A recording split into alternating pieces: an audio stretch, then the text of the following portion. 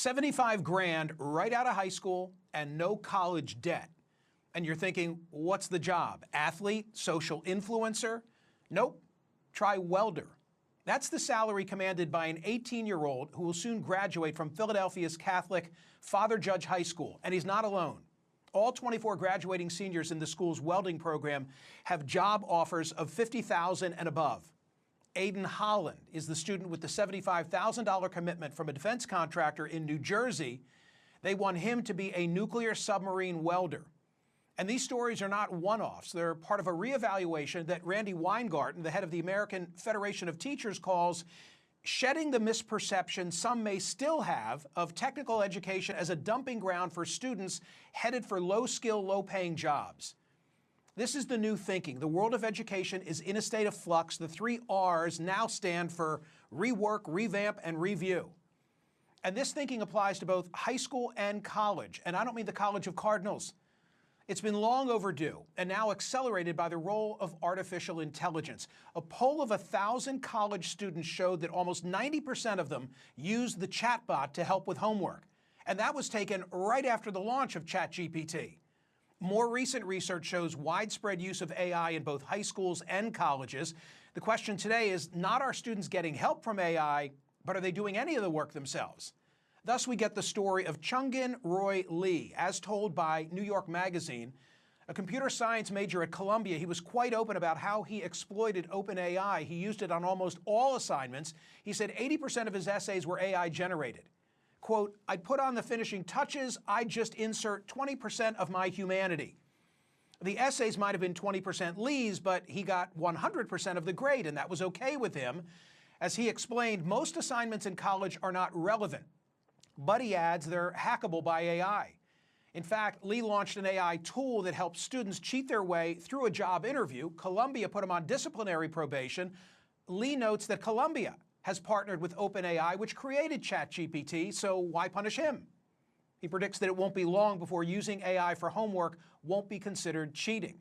And if AI can do all the work, then why even go to class? A recent Harvard Crimson article by Sandhya Kumar, class of 2026, looks at the issue of students playing hooky, noting that Harvard has recognized there's a problem and now requires a certain level of attendance. Wrong answer, says Kumar. She says she pulls out her iPad or laptop to work on other assignments when the lecturer can't hold her attention. She recognizes missing class comes with a cost, but her analysis suggests it might be worth it. Check this out. Harvard's tuition, $56,550 a year. Quote, every class I miss costs around $117.81 plus the non-monetary cost of potential implications on my course grade. Who wants to waste $117 and forego a coveted A? The true cost of attending class isn't just measured in dollars, it's measured in time, energy, and opportunity. Every once in a while, that $117.81 feels like a worthwhile trade-off for an extra hour to finish an assignment, prepare for an exam, or recover from an all-nighter. And so I skip class. Kumar adds that students skip out because they don't feel they're learning anything new. They can get what they need based on their own with class materials. So if AI can do all the work, and class attendance is unnecessary, then why even invest the 4 years to get a degree? The White House seems to support this position in its own way. President Trump recently signed an executive order that states the government is no longer behind the one-size-fits-all approach to education, which previous administrations promoted as college for all. This new order is designed to modernize American workforce programs to prepare citizens for the high-paying skilled trade jobs of the future. And so we've come full circle now with the Republican Trump White House sounding very much like the teachers union leader Randi Weingarten, education making for strange bedfellows. And then again, the president may have his own reasons for supporting this reform because in recent election cycles, education has become the single best predictor of political leanings. Consider that in the 2024 election, Republicans won 14 of the 15 least educated states. Democrats won 14 of the 15 most educated states. Of course, it wasn't that long ago when being a college graduate meant that everybody thought you had the world by the tail and they had advice for you. I just want to say one word to you. Just one word. Yes, sir. Are you listening? Yes, I am. plastics. Exactly how do you mean? There's a great future in plastics. Think about it. But as we've seen with the rethinking of the place of education and fresh out of high school welding jobs, the emphasis on college for earnings is changing. Mind you, the data still shows that college is the best bet in the long run. According to a recent study with Georgetown University, somebody with a bachelor's degree earns $2.8 million on average over their lifetime. A high school diploma will earn you $1.6 million. Of course, that's just the beginning of the calculus. For instance, engineering and business majors, they earn significantly more than those who get degrees in education or the arts. At the same time, learning a skilled trade offers job security that you can't always find elsewhere. I remember a great bestseller years ago by Thomas Stanley and William Danko. It was called The Millionaire Next Door. The surprising thesis, backed by a ton of research, was that if you want to find someone who's worth $1 million, there's no need to go to Beverly Hills or Park Avenue. You can just look around your own neighborhood. If a person has a steady job, is able to build up a business or a reliable service, and doesn't live a showy, flashy lifestyle, they'll be able to accumulate a surprising amount over the years.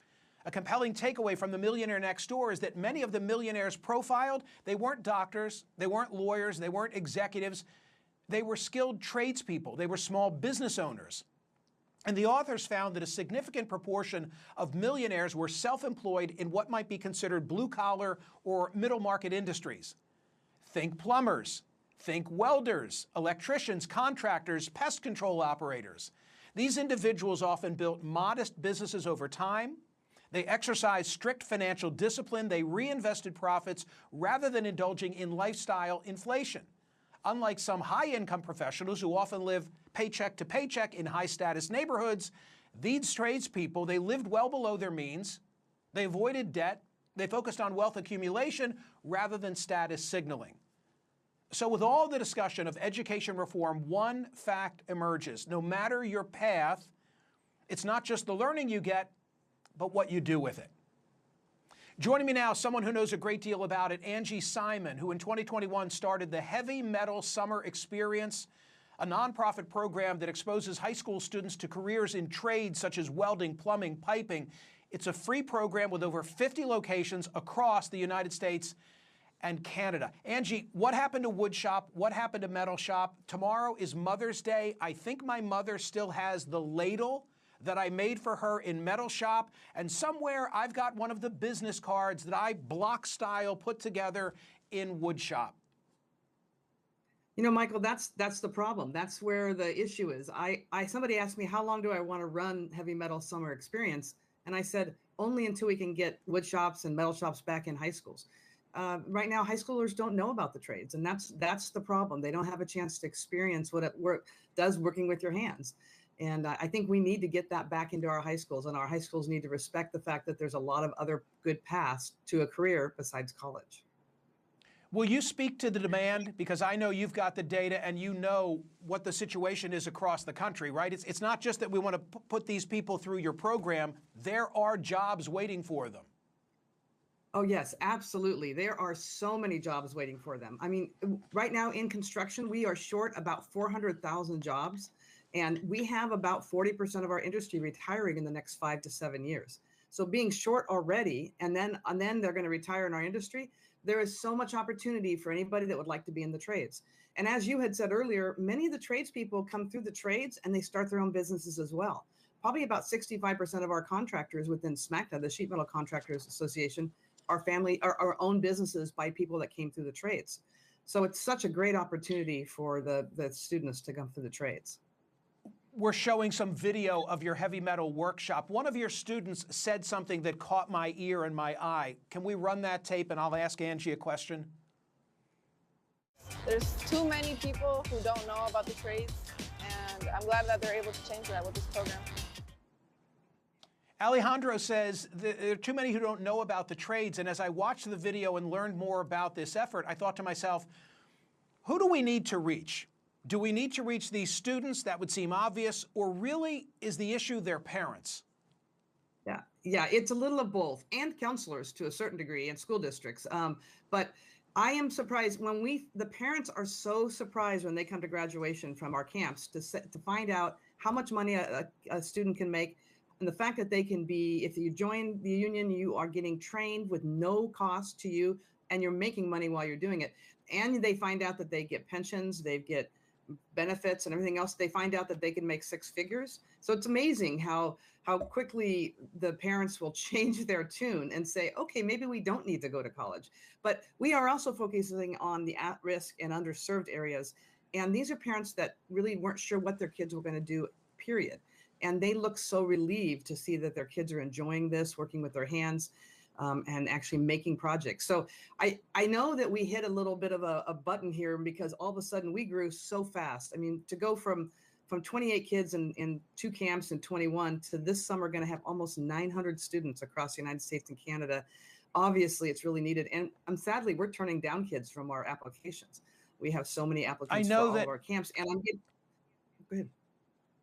I know that a lot of parents, hope that their son, their daughter will rise up and work with their hands as an orthopedist or a dentist. But the takeaway here is you can get that same level of satisfaction and earn a good living through the skilled trades. Final thought is yours for 20 seconds. Well, we were talking about when tradespeople, when I started college, got out of college, so 45 years of college, and started work at Western Alley where I began, mechanical contractor. The pipe fitters who were the same age as I was had already bought homes in the Bay Area. And I had just gotten out of school and I was just starting working. And that's the part that is interesting. You start 18 years old in the trades and by the time you're 25 years old, you have probably bought a house and even in the Bay Area. So that's the final thought. I mean, look at that opportunity in it. And actually with technology today, construction is not the same construction that people think about. A lot of technology. So. Angie, it's a great point. In the Wall Street Journal story that I was quoting from, there was a contractor who does recruiting, goes into high schools, and he says, I'm not looking for the same person I was looking for 20 years ago. There's a technical proficiency, an understanding of computers that is now essential to these jobs because they've gone high tech. Thank you. Keep up the good work.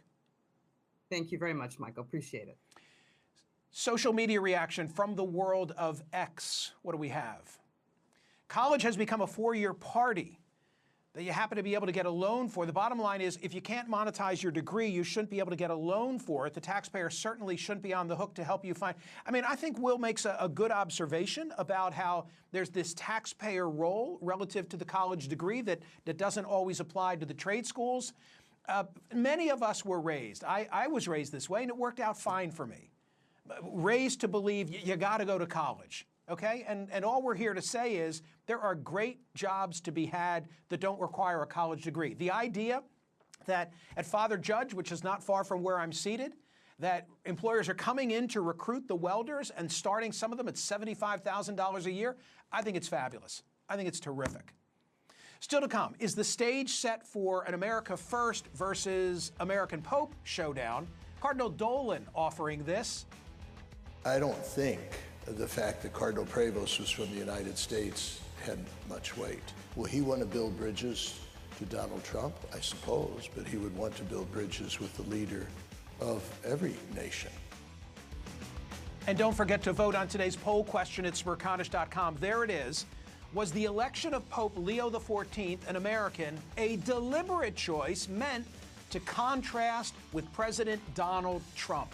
While you're there voting, sign up for my newsletter. It's free, it's worthy. Jack Oman sketched this for us.